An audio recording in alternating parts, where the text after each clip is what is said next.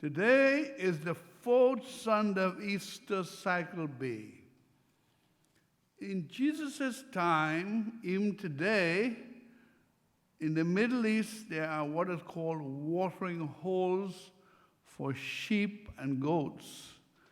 They consist of troughs 30 feet long, 3 feet wide, from which 20 sheep on each side can drink. There could be as many as 20 troughs at a large station. Therefore, as many as 800 sheep can drink at the same time. At a busy station, there could be as many as 2,000 sheep. The shepherd brings his flock to the watering station and waits. When he believes that all his sheep has had their fill, he begins to leave and makes a special call, and amazingly, all his sheep, several hundred, will follow him, leaving the other sheep behind. This is the image that the words of Jesus invokes to believers.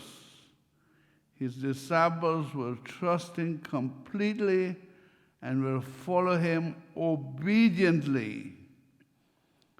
Jesus is the good shepherd who will care for us. Do we listen for his call?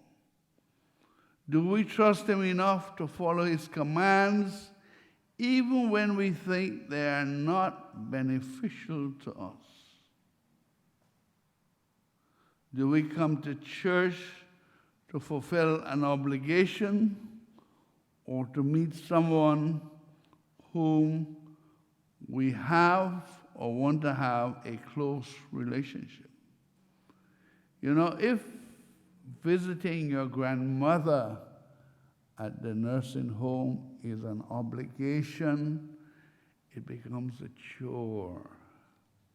But you have very fond memories of her from your childhood, it's a visit of love. And you'll enjoy as much time as you spend with her in her old age at that nursing home. No longer be a chore, a burden. It will be a joy to see your grandmother. For Jesus to be present to you, you have to be present to him. You will not hear his call unless you are listening to his words. If teenagers are busy with their electronic gadgets, they will not hear their parents' voice calling them.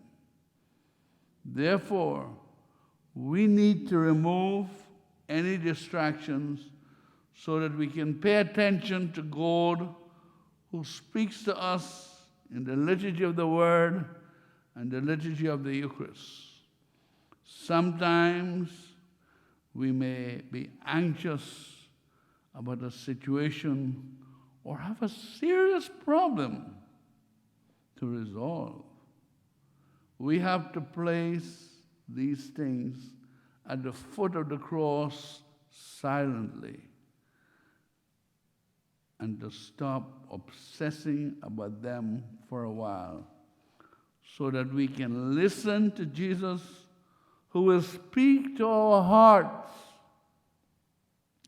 He comes to us in our need, as he came walking on the water to rescue his disciples whose boat was being tossed by a storm. Believe in the Good Shepherd and trust him. Listen to his voice and follow his advice obediently. Jesus can only be present to you if you are present and attentive to him. We are called to follow the example of Christ. When Jesus said, I am the way, as in I am the way and the truth and the life, he refers to himself as a role model for us. We too must also be teachers and role models for others. We must also be prepared to guard and defend our sheep. You're the reason why Saul allowed the teenage David to fight Goliath.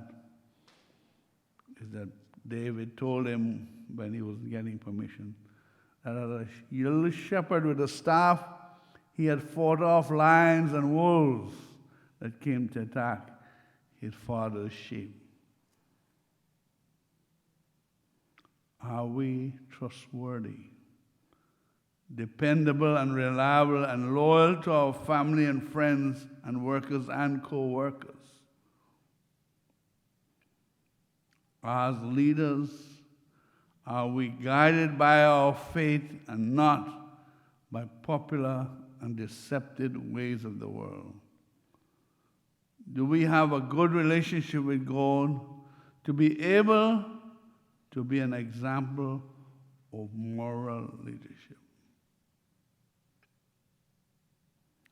Let us study our faith more. Let us know more about God. I urge you, make use of the material around you, especially on Formed, the Augustine website that we pay so that you may look up at any video for free. The blind cannot lead the blind. We good?